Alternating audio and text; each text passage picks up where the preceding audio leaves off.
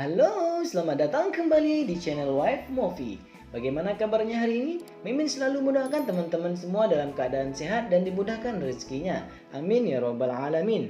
Melanjutkan part kedua dari alur cerita Ushio Tutora, di mana pada cerita sebelumnya dikatakan bahwa Inoue dan Nakamura diberi tugas oleh pengurus perpustakaan untuk memindahkan buku-buku kuno dari gedung sekolah yang lama, karena gedung itu akan digunakan untuk pelajaran IPS. Setelah mengatakan itu, mereka pun pergi menuju gedung sekolah yang lama. Apa yang akan mereka temukan di gedung sekolah yang lama? Apakah akan ada yokai lain di dalam itu? Langsung saja kita gaskan, angkat jangkar, dan mari kita berlayar.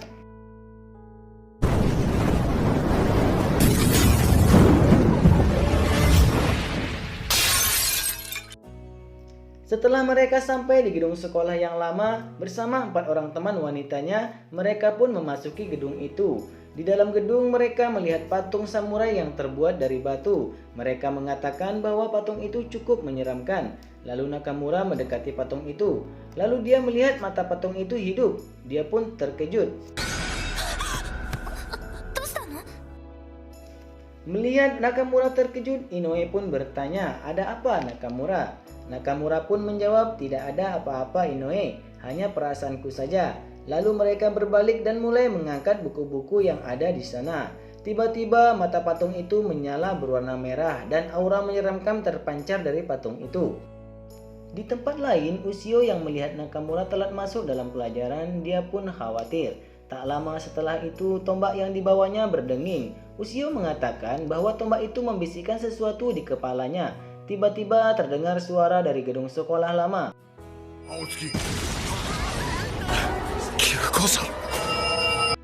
Ushio pun berlari sambil membawa tombaknya meninggalkan kelas menuju gedung sekolah lama. Di tangga, dia bertemu salah seorang siswa yang ikut bersama Inoue dan Nakamura. Wanita itu tampak ketakutan dan Ushio pun terkejut melihat separuh tubuh dari wanita itu sudah menjadi batu. Tora pun juga melihat itu. Lalu Tora berkata, "Oh, si pemakan batu ya," ujar Tora. Lalu wanita itu mengatakan bahwa semuanya berubah menjadi batu. Sambil menggigil dia mengatakan itu. Ushio dan Tora pun berlari menuju gedung sekolah lama. Sesampainya di sana, Ushio tidak menemukan seorang pun. Dia berteriak memanggil nama Nakamura dan Inoue, namun tak ada jawaban. Tak lama kemudian pihak kepolisian pun datang dan menyegel gedung. Banyak juga wartawan yang meliput kejadian tersebut.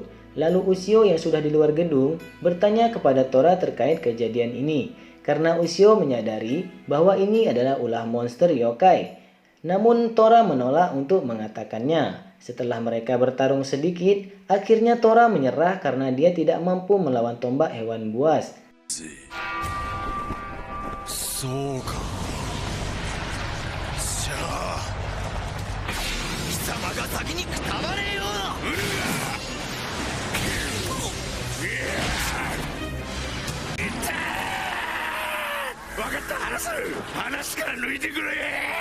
Setelah kalah, Tora pun mengatakan bahwa makhluk yang tinggal di dalam buku maupun barang-barang terlantar, mereka suka menyeret manusia ke dimensinya sendiri. Setelah mereka diseret, mereka akan dikurung di dalam kekai. Setelah terjebak di dalam kekai ciptaannya, para korban akan diubah menjadi batu lalu mereka akan dimakan. Scene pun berpindah di dalam gedung, di mana para polisi melakukan penyelidikan. Terlihat 2 orang gadis memanggil mereka, namun para polisi itu tidak bisa melihat dan mendengar teriakan mereka, karena mereka berada di dalam kekai yang diciptakan oleh monster pemakan batu. Di belakang mereka terlihat patung batu yang telah hidup, lalu patung itu merubah mereka berdua menjadi batu. Pada saat yang bersamaan, di luar gedung, Ushio berlari dan menerobos masuk ke dalam gedung, melewati barisan para polisi. Lalu Ushio bertanya kepada Tora, bagaimana cara menghancurkan kekai itu. Lalu Tora mengatakan, memangnya benda apa yang kau genggam itu? Setelah mengerti apa yang dikatakan oleh Tora, Ushio pun langsung mengayunkan tombaknya. Seketika kekai itu terbelah menjadi 2. Setelah masuk, Tora langsung diserang oleh pemakan batu menggunakan samurainya. Namun akhirnya Tora berhasil menusuk di bagian dada patung itu, dan dadanya berlubang. Namun Tora berkata, "Dasar bodoh, itu bukan pemakan batu yang asli." Itu hanya samurai yang telah diubah menjadi batu. Karena lengah, Ushio pun terkena serangan monster itu. Tombak terlepas dari tangannya setelah dia dihempaskan ke lantai. Karena tombaknya lepas, dia menjadi seperti manusia biasa dan kehilangan kekuatannya. Setelah duduk, Tora melihat Nakamura dan Inoue dan teman-temannya yang lain telah berubah menjadi batu. Kemudian muncul serangga dari dalam tubuh monster itu. Di sisi lain, keke milik sang makhluk mulai tertutup.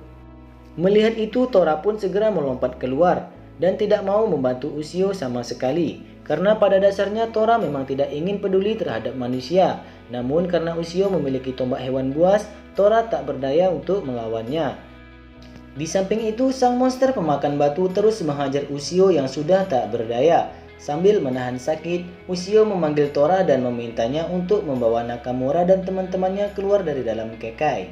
Mendengar itu, Tora kesal karena Ushio lebih memikirkan keselamatan orang lain daripada dirinya sendiri. Namun Ushio berkata bahwa dia berutang budi pada teman-temannya dan kembali memohon kepada Tora. Mendengar itu, Tora merasakan hal menarik dari diri Ushio. Lalu dia bergegas membawa semua orang yang telah menjadi batu sambil berkata, "Hanya untuk kali ini aku membantumu." Setelah berhasil menyelamatkan mereka, di sisi lain tubuh Ushio telah hampir menjadi batu sepenuhnya dan monster pemakan batu itu telah siap untuk memakannya. Melihat Ushio yang sudah tak berdaya, Tora tak disangka menahan pintu kekai dengan kedua tangannya. Lalu dia berkata bahwa hanya dia yang boleh memakan Ushio. Melihat monster membantu manusia, sang pemakan batu kesal dan menyerang Tora. Tora pun sudah tidak kuat menahan pintu kekai, karena selain menahan pintu, dia juga menerima serangan dari monster sang pemakan batu. Melihat itu, Ushio pun mulai putus asa. Di dalam keputusasaannya, Ushio berkata pada dirinya sendiri bahwa dia membutuhkan tombaknya untuk melakukan satu serangan terakhir. Setelah itu, tiba-tiba tombaknya bergerak ke arah Ushio dengan sendirinya dan menghancurkan batu yang ada di tubuh Ushio. Setelah itu, tombak tersebut bergerak ke arah pintu kekai dan menahan pintu itu dari kedua sisinya. Karena pintu itu sudah tertahan, Tora pun mulai marah. Kemudian dia mengeluarkan kekuatan petirnya dan menyerang sang pemakan batu.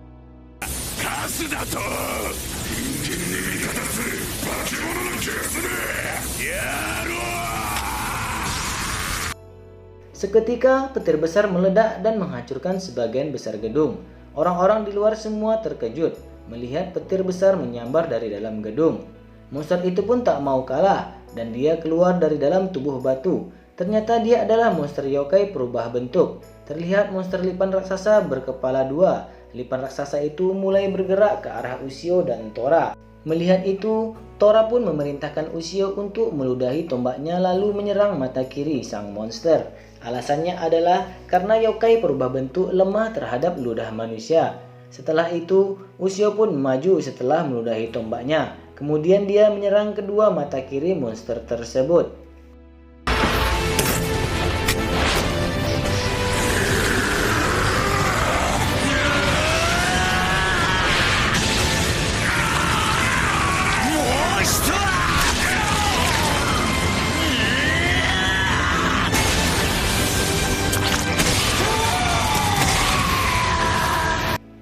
Aksinya itu juga direkam oleh para wartawan dan orang-orang yang ada di TKP. Setelah mengalahkan monster itu, Ushio bergegas ke arah Nakamura dan yang lainnya, lalu menghancurkan batu yang menyelimuti tubuh mereka, dan mereka pun selamat.